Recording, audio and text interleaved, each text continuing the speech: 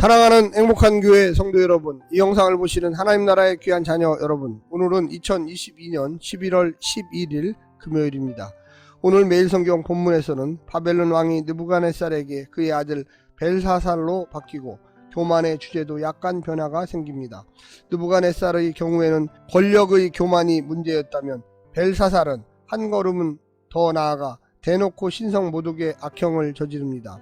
연회장의 흉취를 더 하기 위해 벨사살은 아버지가 예루살렘 성전에서 약탈해 마두룩 신전의 보물창고에 보관해둔 여호와의 성전 기물을 가져다가 술잔으로 사용합니다. 여호와께 속한 거룩한 기물이 왕의 놀이개가 되었습니다. 오늘 본문을 나누어 보겠습니다.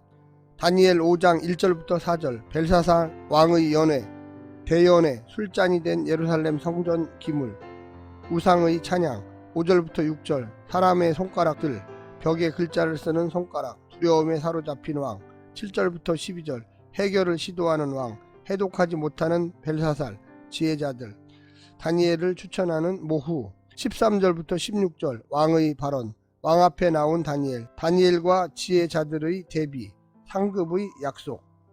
오늘 본문 다니엘서 5장 1절부터 16절 말씀을 듣고 다시 오겠습니다.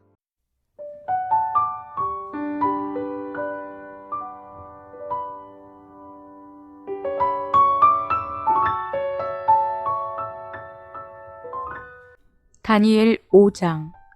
벨사살 왕이 그의 귀족 1000명을 위하여 큰 잔치를 베풀고 그 1000명 앞에서 술을 마시니라. 벨사살이 술을 마실 때 명하여 그의 부친 느부갓네살이 예루살렘 성전에서 탈취하여 온 금, 은 그릇을 가져오라고 명하였으니 이는 왕과 귀족들과 왕후들과 후궁들이 다 그것으로 마시려 함이었더라. 이에 예루살렘 하나님의 전 성소 중에서 탈취하여 온 금그릇을 가져오매 왕이 그 귀족들과 왕후들과 후궁들과 더불어 그것으로 마시더라. 그들이 술을 마시고는 그 금, 은, 구리, 쇠, 나무, 돌로 만든 신들을 찬양하니라. 그때 사람의 손가락들이 나타나서 왕궁 촛대 맞은편 석회벽에 글자를 쓰는데 왕이 그 글자 쓰는 손가락을 본지라. 이에 왕의 즐기던 얼굴빛이 변하고 그 생각이 번민하여 넓적다리 마디가 녹는 듯하고 그의 무릎이 서로 부딪힌지라. 왕이 크게 소리질러 술객과 갈대아 술사와 점쟁이를 불러오게 하고 바벨론의 지혜자들에게 말하되 누구를 막론하고 이 글자를 읽고 그 해석을 내게 보이면 자주색 옷을 입히고 금사슬을 그의 목에 걸어주리니 그를 나라의 셋째 통치자로 삼으리라 하니라. 그때 왕의 지혜자가 다 들어왔으나 능히 그 글자를 읽지 못하며 그 해석을 왕께 알려주지 못하는지라. 그러므로 벨사살 왕이 크게 번민하여 그의 얼굴빛이 변하였고 귀족들도 다 놀라니라. 왕비가 왕과 그 귀족들의 말로 말미암아 잔치하는 궁에 들어왔더니 이에 말하여 이르되 왕이여 만수무강하옵소서. 왕의 생각을 번민하게 하지 말며 얼굴빛을 변할 것도 아니니이다. 왕의 나라에 거룩한 신들의 영이 있는 사람이 있으니 곧 왕의 부친 때에 있던 자로서 명철과 총명과 지혜가 신들의 지혜와 같은 자니이다.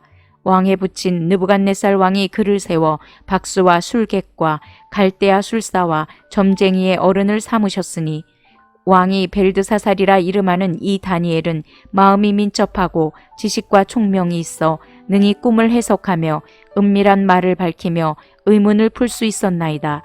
이제 다니엘을 부르소서. 그리하시면 그가 그 해석을 알려드리리이다 하니라. 이에 다니엘이 부름을 받아 왕의 앞에 나오매 왕이 다니엘에게 말하되 내가 나의 부왕이 유다에서 사로잡아온 유다 자손 중에 그 다니엘이냐? 내가 내게 대하여 들은즉 내 안에는 신들의 영이 있으므로 내가 명철과 총명과 비상한 지혜가 있다 하도다.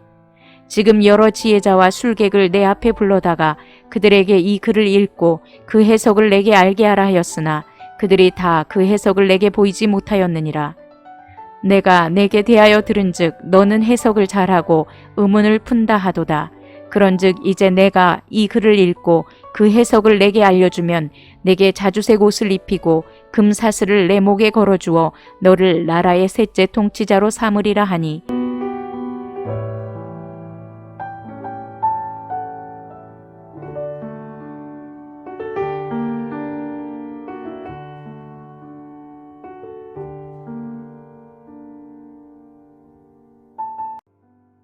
벨사살이 느부갓네살의 아들로 나오지만 역사적으로 벨사살의 아버지는 나보니두스입니다. 물론 착각이나 역사적 지식의 부족 때문은 아닙니다. 다니엘서는 느부갓네살과 벨사살의 두 왕을 대비시켜 바벨론의 역사를 요약합니다. 느부갓네살은 교만할 때도 있었지만 이스라엘의 하나님을 인정하는 왕이었습니다. 상응해서 하나님께서 땅의 모든 백성과 나라를 다스리는 통치권을 느부갓네살에게 허락해 주신 것입니다.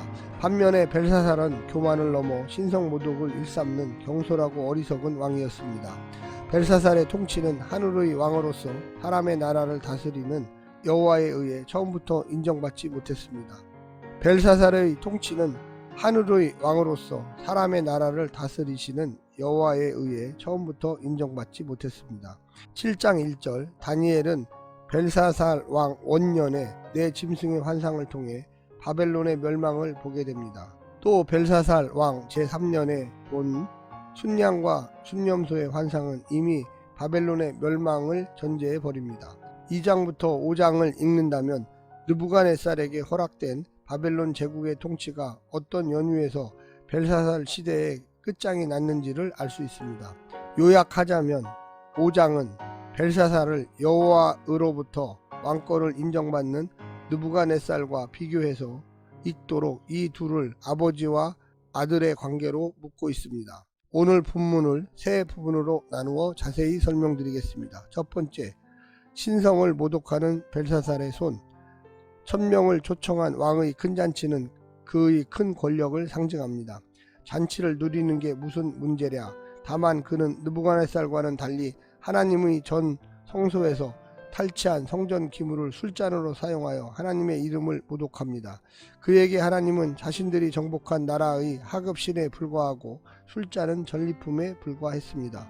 그는 자기가 누릴 수 있는 권세가 한계가 있다는 사실을 전혀 모르고 자기 탐욕에만 몰두한 채 하나님을 모독하고 있었던 것입니다. 두 번째는 심판을 선고하는 하나님의 손. 벨사살의 잔치가 벌어지는 연회장 석회벽에 사람의 손가락들이 나타나 글씨를 쓰고 사라집니다. 볼 수 있는 형태로 나타난 것은 단순한 해프닝이 아니라 그들에게 닿도록 주신 메시지였습니다. 손가락의 출현에 잔치 자리는 즐거움에서 두려움으로 변합니다. 흥겨움에서 공포로 변합니다. 왕의 안색이 변하고 넓적다리 마디가 녹는 듯하고 무릎이 서로 부딪힐 정도로 두려움에 떨고 놀랍니다. 귀족들도 다 놀랐습니다. 하나님의 손이 역사에 간섭하신 것입니다. 인간의 손은 하나님의 손에 의해 좌우되어야 한다는 것을 가르쳐 주시고 있습니다. 마지막 세 번째는 부름받는 해석자 다니엘의 신. 왕은 부왕처럼 바벨론의 모든 술객과 술사와 점쟁이와 지혜자들에게 꿈 해석을 요청합니다. 큰 상을 걸 만큼 큰 두려움에 사로잡혀 있습니다. 하지만 하나님이 주신 현상이니 아무도 그 의미를 알 수는 없었습니다. 현대 왕 때의 활약상을 알고 있던 왕비 모우가 거룩한 신들의 영이 있는 사람 다니엘을 청구합니다. 왕은 그의 명철과 총명과 비상한 지혜를 인정하며 해석을 요구합니다. 똑같은 포상을 걸고 해석을 촉구합니다. 사실상 왕은 자기 인생 하나도 건사하지 못하면서 제국의 운명을 책임질 수 있는 것처럼 오만한 자였습니다. 지금 다니엘의 세상 신분은 공직에서 은퇴하여 사로잡혀온 유다 자손에 불과하지만 그 안에서 역사하시는 하나님은 여전히 세상의 통치자이십니다. 사랑하는 성도 여러분, 오늘 말씀을 통하여 하나님의 놀라운 은혜를 발견하시고 하나님의 전지전능하심과 이 땅의 간섭하심을 깨닫기를 간절히 원합니다. 오늘 하루도 승리하십시오. 샬롬.